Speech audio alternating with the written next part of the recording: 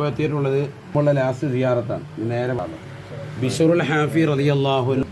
എല്ലാവരും ചെറുപ്പം മുതലേ കേട്ടിട്ടുണ്ടാവും ബിഷറുൽ ഹാഫി. ബിഷറുൽ ഹാഫി എന്ന് പറയുന്ന വ്യക്തി, അദ്ദേഹം ഈ ഉന്നതമായ സൽസരണിയിലേക്ക് വരാനുള്ള കാരണം ഒരു ചെറിയ കാര്യമാണ്. അള്ളാഹുവിൻ്റെ നാമം എഴുതപ്പെട്ടതാകുന്ന ഒരു പേപ്പർ കുളിക്കാൻ പോകുന്ന സമയത്ത് കുളിമുറിയിൽ കിടക്കുന്നത് കാണുക. അപ്പോൾ അള്ളാഹുവിൻ്റെ റബ്ബിൻ്റെ നാമമാണെന്ന് കണ്ടപ്പോൾ അദ്ദേഹം അത് വേഗം എടുത്തെന്ത് ചെയ്തു, അതിനകത്ത് ചെറുതായിട്ട് അഴുക്ക് വെച്ചിട്ടുണ്ട്, അത് കഴുകി റെഡിയാക്കി ഉയരമുള്ള ഒരു സ്ഥലത്തേക്ക് മാറ്റി വെച്ചു. ഈ ഒരൊറ്റ കാരണത്താലാണ് വിലായത്തിൻ്റെ തലത്തിലേക്ക് അദ്ദേഹം മാറ്റി വരാനുള്ള കാരണം. അപ്പോൾ നമ്മളൊക്കെ പണ്ടങ്ങനെയാണല്ലോ, മുസാഫിന് ഒരു താള് കണ്ടാൽ അത് വളരെ അതബോടുകൂടി എടുക്കും.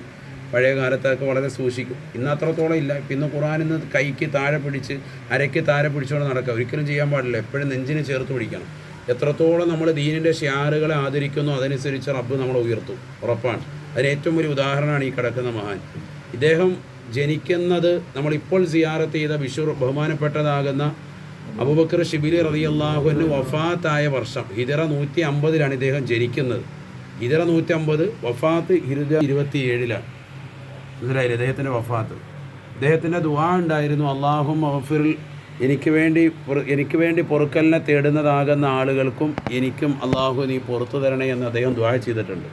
അതുകൊണ്ട് തന്നെ നമ്മൾ അദ്ദേഹത്തിന് വേണ്ടി പൊറുക്കലിനെ തേടിയാൽ ആ പൊറുക്കൽ തേട്ടം കാരണമായിട്ട് അദ്ദേഹത്തിൻ്റെ ദുആ അള്ളാഹു സ്വീകരിക്കുമല്ലോ, ഉറപ്പല്ലേ.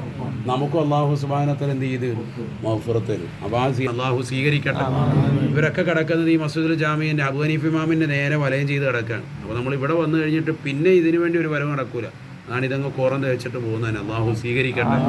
മാത്രമല്ല ചെരുപ്പില്ലാതെ ജീവിതത്തിൽ കഴിച്ചുകൂടിയ വ്യക്തിയാണ്, ചെരുപ്പ് ധരിക്കൂല. അതാണ് ഹാഫി. ഹാഫി എന്ന് പറഞ്ഞാൽ എന്താണ്?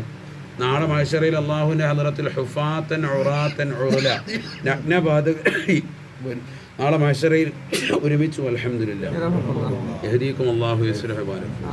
അപ്പോൾ അവിടെ നാളെ എല്ലാവരെയും നഗ്നബാധകരായി അഥവാ കാലിൽ ചെരുപ്പില്ലാത്ത നിലയിൽ എല്ലാവരെയും ഒരുമിച്ച് കൂട്ടുമെന്നാണ് മഹ്ശറിൽ. അതേപോലെ ആ പദമാണ് ഇദ്ദേഹത്തിൻ്റെ പേരിൽ വന്നിരിക്കുന്നത്, ബിഷറുൽ ഹാഫി. ഹാഫി എന്ന് പറഞ്ഞാൽ ചെരുപ്പ് ധരിക്കൂല.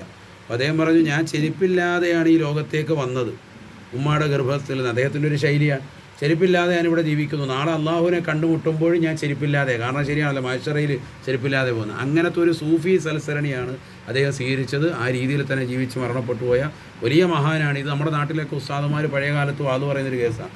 ചെറിയൊരു പേപ്പർ കഷ്ണം അദ്ദേഹം എടുത്തു, അത് കഴുകി ശുദ്ധീകരിച്ചതിൻ്റെ പേരിൽ വിലായത്ത് കിട്ടിയെന്ന് പറയുന്നത് ഈ മഹാനെ കുറിച്ചാണ്. അദ്ദേഹമാണ് ബിഷറുൽ ഹാഫി റളിയല്ലാഹു അൻഹു. അദ്ദേഹത്തിൻ്റെ ദറജ ഉയർത്തട്ടെ. അദ്ദേഹത്തെ പോലെ അതബുള്ളവരായി നമ്മളെയും നമ്മുടെ മക്കളെയും സന്താന പരമ്പരകളെയും അല്ലാഹു ഖബൂൽ ചെയ്ത് അനുഗ്രഹിക്കട്ടെ. അൽഹംദുലില്ലാഹി റബ്ബിൽ ആലമീൻ. അല്ലാഹുമ്മ സല്ലി മുഹമ്മദ്.